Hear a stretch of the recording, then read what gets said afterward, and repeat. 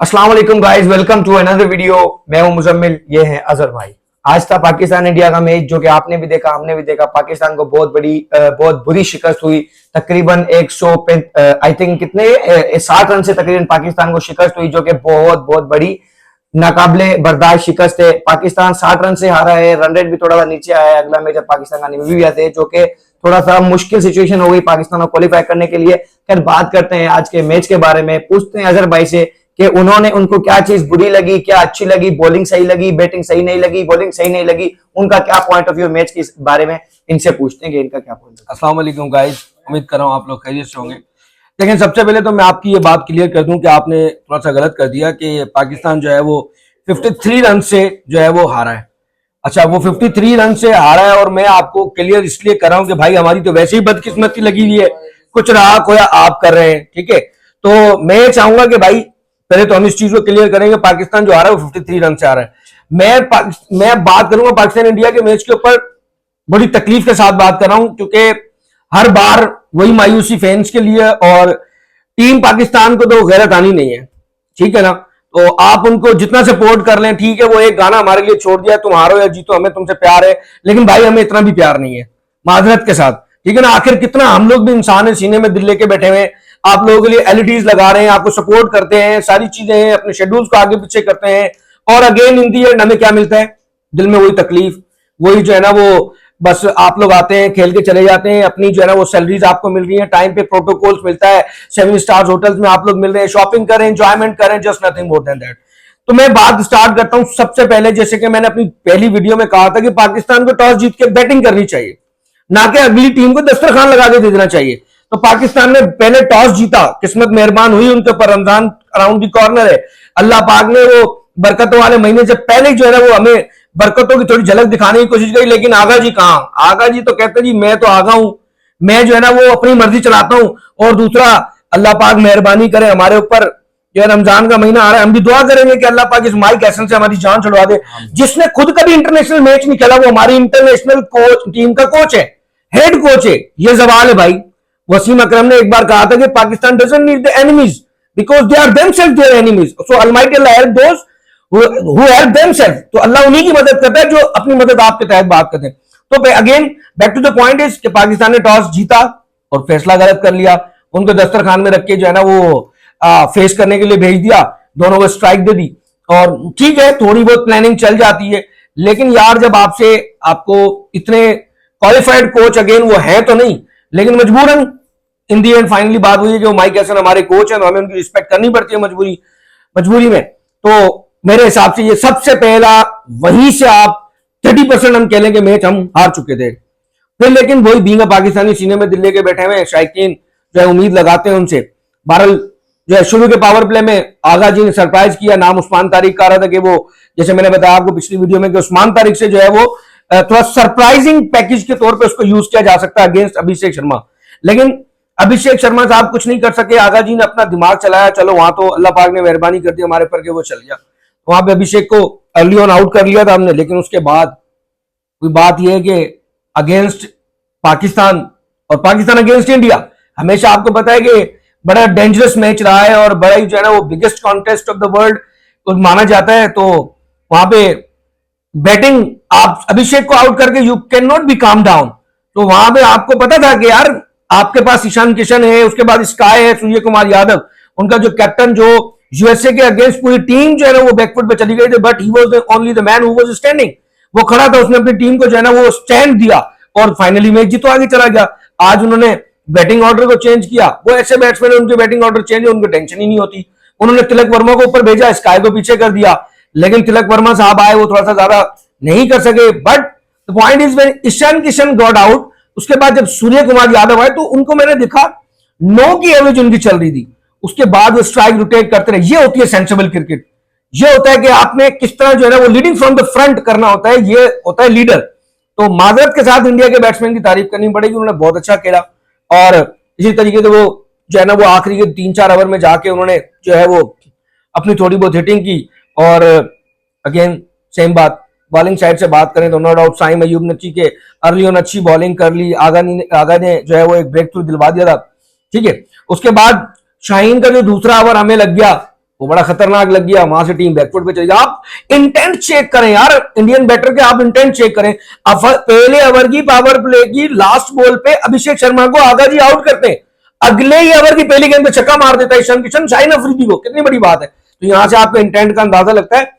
तो हमारे पास इंटेंट थोड़ा सा, हम लोगों ने, हम दिमागी तौर पर पाकिस्तानी लोग, पाकिस्तानी प्लेयर्स को खराब इसलिए किया जा रहा है, इस तरह किया जा रहा है कि जी इंटेंट डजंट मीन कि जस्ट आओ और बॉल को देखो नहीं और मार दो। इंटेंट ये नहीं होता भाई। Intent means to take the ball in your range and then go to the out of the park. ठीक है ना, आप बॉल को अपनी रेंज में लोगे, उसके बाद उसको बाहर मारना है आपने। ऐसा नहीं है कि बस वो पागलों की तरह, अंधों की तरह जो है ना, बस आपने आना जी एग्रेसिव क्रिकेट ये होती है भाई। This is not aggressive cricket. Aggressive cricket means to take the ball in your range and then go out of the park. ठीक है ना, लेकिन ये सेंसिबिलिटी हमारे बैट्समैन के पास नहीं है, इंडियंस के पास है। उन लोगों ने बहुत अच्छा टोटल सेट किया, 3 विकेट साइम अयूब ने ली, उसके बाद अबरार ने जो है वो 1-2 आउट किए। अनफॉर्चुनेटली चलो इन दी एंड बदकिस्मती हमारी अगेन, पहले ओवर में भी शाहीन साहब जो है वो महंगे साबित हुए। लास्ट ओवर में भी जब आखिरी ओवर करने आए 15-17 स्कोर दे गए, वो जाके जी 176 पे खड़ा हो गया और 1 विकेट भी मिल गई। पता नहीं हमारे सीनियर बॉलर कब परफॉर्म करेंगे, कब जो है ना वो इनको जो है ना वो समझ आई कि यार हाँ हमें एक इम्पैक्ट डालना होता है with the ball with the bat, कब जिम्मेदारियां ये लेंगे। ठीक है, उस्मान तारिक को आपने एक सरप्राइजिंग पैकेज के तौर पे यूज किया, लेकिन देखा जाए तो इतना कोई खास वो नजर नहीं आए। हाँ ठीक है, 24 रन उन्होंने दिए तो हल्का फुल्का इंपैक्ट डाला, लेकिन दूसरे बॉलर ने उसका साथ नहीं दिया। तो बस बड़ी मायूसी यही है कि भाई आखिर क्या ही कर सकते हैं हम लोग। पाकिस्तान हमेशा जो है वो मायूस करता है इंडिया के खिलाफ। हम लोगों ने समझा जी हम नीदरलैंड के खिलाफ जीत गए, यूएसए के खिलाफ जीत गए तो बहुत बड़ी बात हो गई। ठीक है ना, अगर हम जो है वो, मैं एक बात यहां पे करना चाह रहा हूं कि सूर्य कुमार यादव जो है इंडिया के कैप्टन है, उनके कॉन्फिडेंस को, उनके स्किल्स लेवल को सलाम है। जब हम मैच देख रहे तो हमारे एक दोस्त ने कहा कि यार आप उसके जो है ना वो सूर्य कुमार यादव की कैप्टनसी स्किल्स चेक कीजिएगा। और हमें भी पता है, मैं बड़ा सरप्राइज हूं कि यार जब हमारी बारी आई थी बॉलिंग पे तो वो बॉलिंग पिच जो है वो स्पिन के लिए साजगार थी, और जब उनकी बारी आई तो अल्लाह पाक रहम करे कि वो उनके लिए फास्ट बॉलिंग की पिच बन गई। ऐसे लग रहा था कि हम कोई न्यूजीलैंड, इंग्लैंड या साउथ अफ्रीका या कोई ऑस्ट्रेलिया की जो है ना वो पिचेस में खेल रहे हैं, वहां पे उनको बाउंस भी मिल रहा था। हालांकि सारी प्रोडिक्शन आप लोगों के सामने हैं, सारी चीजें आप लोगों के सामने हैं, इतना अरसा हो गया आप लोगों को खेलते हुए, लेकिन हमने देखा कि हेड टू हेड अगर पाकिस्तान इंडिया का देखा जाए तो 7 में से पाकिस्तान एक बार जीता, अब 8वां मैच था आज, अब 8 में से पाकिस्तान एक बार जीता, 7 इंडिया जीता है। तो इस तरह अगर हम चलेंगे तो हमारे लिए बहुत जो है ना वो सोचने वाली बात है। पॉइंट टेबल भी आगे हैं, तो मुजम्मिल जो है वो बैठे हुए हैं, उसके ऊपर फर्दर बात करेंगे कि हमें जो है वो आगे किस तरह जाना चाहिए। थोड़ी सी पाकिस्तान की बैटिंग के ऊपर भी बात कर लें, तो बैटिंग जो है वो किस तरह चली। क्या चली, कुछ भी नहीं चली। पाकिस्तान ने क्या किया बैटिंग में, साहिबजादा फरहान आते हैं, आते ही 3 बॉलें डॉट करने के बाद चौथी बॉल पे हिट मार देते हैं। उसको क्या करते हैं, कुछ भी नहीं करते, बॉल बिल्कुल हवा में खड़ी कर देते हैं। उन्होंने देखा भी है कि तकरीबन जितनी भी विकेट्स गई हैं अभी तक, ये ऑस्ट्रेलिया वाली पिच है, गुड लेंथ पे जितनी भी बॉल रखी गई हैं उन पे टॉपेज ही लगे हैं, कैच ही उठी हैं। जिस तरह साहिबजादा फरहान ने कैच उठाई, फिर उसके बाद साइम अयूब आउट हो गए, तो मतलब साइम अयूब का भी एक छक्का लगा, वो भी गलती से फ्लिक ऊपर टॉपेज लग गया, वो छक्का हो गया। पीछे की बाउंड्री थोड़ी सी छोटी थी तो वो छक्का हो गया। उसके बाद साइम अयूब ने भी कुछ नहीं किया, साइम अयूब भी आउट हो गए, चले गए। फिर आते हमारे आगा जी, उनको पता है कि 2 विकेट जा चुकी हैं, उसके बाद आते ही वो भी साफ हिट करते हैं, बुमराह को विकेट आगा के ऊपर मैं स्पेशली बात करना चाहूंगा। मुझे मेरे समझ से बाहर है, पता नहीं कि आगा ने कोई नेपाल का बॉलर समझा हुआ था जसप्रीत बुमराह को। यार आप नेपाल के बॉलर को भी इस कंडीशंस के अंदर इस तरह नहीं खेल सकते। हालांकि पाकिस्तान टांग रख के आप उसको मारने जा रहे हो यार, power play, what does it mean? Does it make sense कि आप दुनिया के वर्ल्ड क्लास बॉलर को देखें, मानना पड़ेगा, नो डाउट। हमारी जो है वो क्या कहते हैं कि खुन्नस से भरी हुई हमारे दिमागों में, हम अगेंस्ट उनके बोलते हैं, वो हमारे अगेंस्ट बोलते हैं, लेकिन द रीजन इज दैट कि जब आप स्किल्स की बात करें तो जो स्किल्स हैं, जहां तारीफ करनी चाहिए वहां आपको करनी है। तो यहाँ पे आप बुमराह को इस तरह नहीं खेल सकते। यू कैन नॉट डिनाई कि he is not a world class bowler, he is a world class bowler, you have to agree with this point. तो आप आगा साहब, आप you can not play against him. इस तरह आप उसके साथ जाके इस तरह उसके खिलाफ आप नहीं खेल सकते। Is a very clever bowler, he knows how to ball with the variation. उसको गुड लेंथ भी करनी आती है, उसको यॉर्कर भी करना आता है। यार आप देखें, वो धोनी के जमाने का खेल रहा है। धोनी के बाद रोहित शर्मा आए, कोहली आए, उसके बाद जो है बीच में शुभमन गिल भी कैप्टनसी करते रहे, तीनों फॉर्मेट्स के अंदर स्काई भी करे। यार उसको न्यू बॉल दे रहे हैं, यू नो। धोनी दुनिया का क्लेवर माइंड कैप्टन माना जाता है, वो उसको नए बॉल से बॉल करवा रहे हैं। वो बॉलर है भाई, आप कोई उसको कोई 18वें ओवर में जाके नहीं खेल रहे थे। तो जिस तरह आपने बैटिंग की, माजरत के साथ। बहरहाल आपने ये जो है ना अच्छी बैटिंग नहीं की। You can not consider as a leader in this match, जिस तरह आपने लीडरशिप दिखाई है। बहरहाल मैं अगेन, अब नीचे हम जाएं, साहिम अयूब ने जो है वो अच्छी बैटिंग नहीं की, ठीक है, नहीं चला, लेकिन एटलीस्ट इन टॉप ऑर्डर में से 3 बैट्समैन में किसी 2 को चलना था, किसी 2 को नहीं तो किसी एक को इंटेंट दिखाना था। क्योंकि अगर पावर प्ले में शायद अच्छा स्टार्ट हमें मिल जाता, ठीक है, चलो जो फैसला हुआ जो वो हो गया, चलो मान लिया भाई आगा से फैसला हो गया कि जी वो उसने गलत जो है टॉस जीत के अपने जो है ना वो अपने ऊपर मुसल्लत कर ली थी, बॉलिंग करनी है हमने, ठीक है ना। तो लेकिन यहां से अगर फरहान साहब भी चल जाते तो थोड़ा बहुत उसको, फरहान को भी थोड़ा सोचना चाहिए, थोड़ा सा टाइम लेके आप खेलो, हाई वोल्टेज मैच है, इतना बड़ा टारगेट लगा हुआ है, अगर आप ऊपर से अच्छा स्टार्ट नहीं दोगे तो मिडिल ऑर्डर, लोअर ऑर्डर और जो है वो फिनिशिंग टच वाले किस तरह परफॉर्म करेंगे। उसके बाद बात करते हैं, मोस्ट इंपॉर्टेंट बात है और बड़ा ही हमारा सीनियर प्लेयर है बाबर। तो बाबर को हम कैसे भूल सकते हैं। मेरे हिसाब से बाबर ने बहुत ज्यादती की पाकिस्तान के साथ, बहुत ज्यादती की, उसको सोचना चाहिए। मेरे हिसाब से एक चीज और है, उसको ना मजाक मजाक में मैं एक सजेशन देता जाता हूँ, उसको शादी भी कर लेनी चाहिए, 31 साल का हो गया, थोड़ा सा ना उसको सुकून चाहिए दिमागी तौर पे। वो लड़का बड़ा परेशान है, पैसे का क्या करना, आपके पास कोई ऐसी चीज नहीं है जिससे आप जो है ना वो सुकून हासिल कर सकें। तो बाबर को चाहिए कि शादी भी कर ले, ताकि उसको कोई ना कोई एक पार्टनर मिल जाए कि उसको बताए कि यार आप कहाँ क्या कर रहे हो, थोड़ा सुकून चाहिए होता है बंदे को। क्योंकि उसने बहुत क्रिकेट खेली है, अब वो बहुत अपसेट है मेंटली तौर पे, फिजिकली तौर पे आप देखेंगे वो टायर्ड नजर आता है। In the ground, in the field उसकी वो मतलब वो एनर्जी लेवल मर चुका है उसका, ठीक है ना। या तो उसको कह देना चाहिए thank you so much for Pakistan के, मैं what ever the T20 played I played that's enough for me, that I can not go forward. तो यहाँ पे उसको कह देना चाहिए थैंक यू सो मच, या फिर उसको he has to think, he has to take out the time for himself के यार उसको अपने लिए भी थोड़ा सोचना है, and then he has to think about Pakistan, that Pakistan need के यार इसको कि मुझे परफॉर्म करना है पाकिस्तान के लिए। एक वर्ल्ड क्लास बैट्समैन है, पूरी दुनिया में आपकी हाइप बनी हुई है, एंड पूरी सिर्फ देखे ना, क्रिकेट एक शॉट की गेम नहीं है, क्रिकेट जो है वो सिर्फ एक ही शॉट पे आप कहते हैं कवर ड्राइव, ठीक है, मान लिया यार एक चीज तो 5 fingers are not equal, cover drive एक है आपकी, चल जाती है, लेकिन यार एटलीस्ट आपको दूसरी शॉट्स को भी डेवलप करना पड़ेगा। मेरे समझ से बाहर है कि वो माइक एसन क्या कर रहा है जो है ना वो विदाउट प्लेइंग इंटरनेशनल क्रिकेट, और वो हमारा जो है वो मुसल्लत है हमारे ऊपर कोच बन के, तो क्या उसको बताना नहीं आ रहा कि स्पिन के अगेंस्ट किस तरह खेलते हैं, आप किस तरह स्लॉग स्वीप मारने गए हो जो है ना अक्षर पटेल को। यार अक्षर पटेल है वो, कोई आपका सलमान अली आगा तो है नहीं जिसको आप जो है ना वो स्लॉग स्वीप मार दोगे। अक्षर पटेल को स्लॉग स्वीप मारना बहुत बड़ी बात है, वो एक अच्छा बॉलर है, उसका बॉल पढ़ के अंदर भी आता है, बाहर भी जाता है, सीधा भी देता है, स्किप भी करता है, वो बड़े अच्छे तरीके से बॉल करता है। बहरहाल आपको मेरे हिसाब से ये एक चांस था जहां पे आप बहुत बड़े हीरो बन सकते थे, जितने बड़े आप हीरो हैं वो साबित कर सकते हैं कि हाँ मैं हीरो हूं। यहाँ पे एक टाइम था आपको जो है ना, उस्मान मेरी प्लेइंग 11 में नहीं था, मुजम्मिल की भी प्लेइंग 11 में नहीं था, लेकिन ऑन द डे बात हुई है कि जो अच्छी क्रिकेट खेलता है वही बादशाह होता है। ठीक है, वो थोड़ा सा अच्छे निक में नजर आए, उसने थोड़ा सा आके डाउन द ट्रैक जाके भी मारने की कोशिश की, और अर्ली ऑन जैसे वो पावर प्ले में उसको चांस मिला बैटिंग करने का तो उसने विकेट से हट के थोड़ा सा कवर के ऊपर से भी अच्छे 2-4 शॉट्स लगाए, निकल के भी लगाए। लेकिन मुझे डर यही था, मुझे आज जो है ना वो धोनी और जडेजा का जमाना याद आ गया कि जब वो बैटिंग कर रहा था, मुझे पता था वो जिस तरह बैटिंग कर रहा है वो डाउन द ट्रैक आके मारने की कोशिश कर रहा है, यूज ऑफ द फीट कर रहा है। तो अगेन वो धोनी और जडेजा जैसे उनके कॉम्बिनेशन था, तो यहाँ पे ईशान किशन भी अच्छी क्रिकेट खेल चुका है इंडिया के प्लेयर्स के साथ, उनका भी माइंडसेट कहीं ना कहीं मिलता है। तो मुझे वही डाउट था कि वो करवाएगा वाइड और जो है पीछे स्टंप कर देगा, लेकिन फर्क सिर्फ इतना है कि वो जैसे विकेट से हटा उसने बॉल को अपनी लाइन में ही करा, तो बॉल और बैट में कुछ जो है वो ज्यादा डिस्टेंस आ गया था, ईशान किशन ने पकड़ के स्टंप फौरन कर दिया, आउट हो गया। उसको आउट करना भी कोई मसला नहीं था, थोड़ा सा टाइम लगा समझने में। नीचे आते हैं, हम बात करते हैं शादाब खान की, बस अल्लाह ही रहम करे इसके ऊपर भी, ये भी हमारे ऊपर एक मुसल्लत बंदा है। फिर हम बात करते हैं बाबर आजम की। जैसे बाबर आजम आते हैं और अक्षर पटेल का बॉल स्विंग भी होता है, पड़ते के साथ ही वो विकेट में घुस जाता है बॉल। मतलब बाबर आजम भी कोई इतने टाइम से उसकी परफॉर्मेंस है नहीं, उसके रिप्लेस में अगर हम फकर जमान खिला सकते थे तो उसकी मतलब हाईली चांसेस थे कि फकर जमान परफॉर्मेंस दे। और फिर हम बात करते हैं कि उस्मान खान की। उस्मान खान हमारी प्लेइंग 11 में नहीं था, ना अजहर भाई की प्लेइंग 11 में था, ना मेरी प्लेइंग 11 में था, बट अनफॉर्चुनेटली उसने अच्छा परफॉर्म किया। और हम जब मैच देख रहे थे हम ये सोच रहे थे उस्मान मैच जितवा सकता है अगर उस्मान लंबी पारी खेलता है, लंबी इनिंग खेलता है, जिस तरह वो खेलता जा रहा था। बट उसने गलती करी, वो आगे बढ़ गया, और हमें इस चीज का ही डर था। अजहर भाई को मुझे यही बता रहे थे कि अगर उस्मान आगे बढ़ेगा तो यहाँ से उससे गलती हो सकती है और यहाँ पे वो स्टंप हो सकता है। हमें लग भी रहा था कि बॉलर और कीपर के बिटवीन यही कन्वर्सेशन हो रही है कि अगर कोई भी बॉल मिस होती है तो डायरेक्ट स्टंप करना पड़ेगा जल्दी से। इसी तरह हमारे उस्मान खान आउट हो जाते हैं।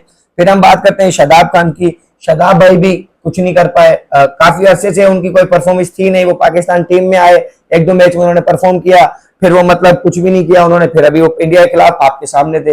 नवाज साहब को हम देखते हैं, नवाज साहब कुछ मैचों में परफॉर्म करते हैं, इंडिया के खिलाफ कभी परफॉर्मेंस होती नहीं है उससे। हम ओवरऑल देखते हैं तो आखिरी ओवर जैसे अजहर भाई ने बताया था कि शाहीन अफरीदी ने कितना गंदा किया था, तो शाहीन अफरीदी की भी कोई परफॉर्मेंस नहीं है, बैटिंग में उसकी कोई परफॉर्मेंस नहीं है। बैटिंग में अगर उसने एंड में स्कोर मार दिया नो मतलब जब स्कोर कुछ चाहिए 80 का स्कोर जब चाहिए था, तो जब शाहीन अफरीदी ने आके अगर एक आधा छक्का चौका मार दिया तो इसमें कोई उसने पाकिस्तान टीम के ऊपर कोई एहसान नहीं किया। बाकी ओवरऑल हम देखते हैं अजहर भाई अगर पाकिस्तान का रन रेट अगर अभी मतलब थोड़ा बहुत डाउन भी गया होगा, आपके हिसाब से क्या हो सकता है? देखिए, उससे पहले बात ये है कि फ़हीम अशरफ, मुझे नहीं समझ आया कि फ़हीम अशरफ को क्यों खिलाया हुआ है। ना उसके अंदर, ना उसका कोई बॉलिंग के अंदर कहीं जो है ना नाम आता है, ना ही उसका बैटिंग के अंदर। अगर बैटिंग में नंबर 9 पे जाके आपने उससे बैटिंग करवानी है तो भाई इससे बेहतर है कि आप कोई जो है वो कोई प्रॉपर बैट्समैन खिला। आप फ़खर जमान को खिला लेते, ख्वाजा नाफी को खिला लेते। उस्मान ने ठीक है नो डाउट बैटिंग की है, लेकिन उसको ना इस मैच के हिसाब से ही बैटिंग सही बोलेंगे, अदरवाइज T20 के हिसाब से उसको सही नहीं बोलते। क्योंकि अगर उस्मान की जगह पे या फ़हीम अशरफ की जगह पे ख्वाजा नाफी या फ़खर जमान जैसा प्लेयर होता जो कोई 15-17 गेंदों के ऊपर कोई 30-35-40 रन जोड़ देता वहां पे, तो फिर शादाब, नवाज और जो है ना नीचे शाहीन ऐसे हैं हमारे पास जो फिनिश कर जाते हैं मैच को। बहरहाल पाकिस्तान को बहुत सोचना पड़ेगा मेरे हिसाब से, प्लेइंग 11 के अंदर उनको चेंज करनी। अजहर भाई ने जैसे प्रेडिक्ट किया था कि पाकिस्तान को पहले बैटिंग करनी चाहिए, बताया भी था कि उन्होंने दस्तरखान बिछा के दे दिया। आमिर भाई ने भी ये प्रेडिक्ट किया था, तो मतलब इसको आगा को ऐसा क्या दिखा कि पहले बॉलिंग करनी है। मतलब जैसे अजहर भाई ने बताया कि रमजान आ रहा है, उनकी शायद किसी की दुआओं से ये हो गया हो कि पाकिस्तान टॉस जीत गया। इंसान आई थिंक अजहर भाई ऐसा ही है कि अगर कोई टीम टॉस जीत जाती है तो तकरीबन 50% या 30% वो मैच भी जीत जाते हैं, क्योंकि उनको पिच वगैरह उनके हाथ में होती है, सब कुछ कंडीशन उनके हाथ में होती है। टॉस आपके हाथ में नहीं होता, लेकिन जब आप टॉस जीत जाते हैं ना तो आपको उस टॉस को अपनी फेवर में लेना होता है। लेकिन आगा जी आज फ्लॉप हो गए इस काम को करने में। तकरीबन 53 रन से अजहर भाई ने बताया कि 53 रन से बड़ा मार्जिन है, पाकिस्तान को अब आगे सोचना पड़ेगा और जो अपनी प्लेइंग 11 के अंदर चेंजिंग करनी पड़ेगी। शाहीन को रेस्ट करवा दें, आप कोई मसला नहीं है। सलमान मिर्जा बहुत अच्छे वेरिएशन करता है। वसीम जूनियर कटर जो है वो करता है। वसीम जूनियर शायद आप बोल रहे हैं स्क्वाड में नहीं है पाकिस्तान के, ठीक है ना? नसीम शाह है, 4 पेसर है पाकिस्तान के पास, शाहीन, फ़हीम, नसीम और जो है सलमान मिर्जा। तो वो अच्छे कटर्स कर लेता है, सारी चीजें कर लेता है। तो मेरे हिसाब से पाकिस्तान को सोचना चाहिए और नेक्स्ट मैचेस में चेंजिंग तो बनती ही बनती है। आप बाबर आजम को बिठा दें, आप फिर नसीम शाह भी खेल सकता है। उस्मान खान तो चलो परफॉर्म देता आ रहा है, ख्वाजा नाफे के बाबर आजम की जगह फकर जमान ही खेलना चाहिए। उस्मान खान की भी सिर्फ आज ही परफॉर्मेंस थी, उसके अलावा कोई खास परफॉर्मेंस। फ़हीम अशरफ को अगर जब बॉलिंग नहीं करवानी तो उसकी जगह तुम ख्वाजा नाफे को भी खिला सकते हो, प्रॉपर बैट्समैन को खिला सकते हैं। बाबर आजम की जगह पे आप ख्वाजा नाफे और फ़हीम अशरफ की जगह फकर जमान को ला सकते हैं। शादाब को तुम रेस्ट देकर नसीम शाह को खिला सकते हो, क्योंकि हमारे पास स्पिन साइम अयूब भी कर ले रहा है अच्छी, हमारे पास अबरार अहमद स्पिन कर रहा है। अभी आपके पास बॉलिंग के बहुत सारे ऑप्शन है, तो इससे बेहतर ये है कि जब आपके पास ज्यादा ऑप्शन हो जाते हैं तो आपके कैप्टन को भी बड़ा मसला आ जाता है कि भाई मैं कब कहां किस बॉलर को लगाऊं। तो बेहतर ये मेरे हिसाब से पाकिस्तान को 2 ऑलराउंडर, एक प्रॉपर स्पिनर और 2 फास्ट बॉलर के साथ जाना चाहिए। 5 बंदे ये हो जाएंगे, बाकी एक आगा जी हो जाएंगे और 2 ओपनर हो जाएंगे, 8 बंदे। उसके अलावा पाकिस्तान को ख्वाजा नाफे और फखर जमान को खिलाना चाहिए, 11 ये हो जाएंगे। और उसके अलावा एक एडिशनल पेसर होना चाहिए, जो कि शाहीन को अगर बिठाते हैं तो शाहीन की जगह पे मेरे हिसाब से सलमान मिर्जा को आना चाहिए और सलमान के साथ नसीम शाह। और ऑलराउंडर हमारा जो है स्पिन ऑलराउंडर के साथ साथ फास्ट बॉलिंग में भी ऑलराउंडर हमारा फ़हीम अशरफ होना चाहिए। फील्डर भी अच्छा है, बैटर भी अच्छा है, बॉलर भी अच्छा है।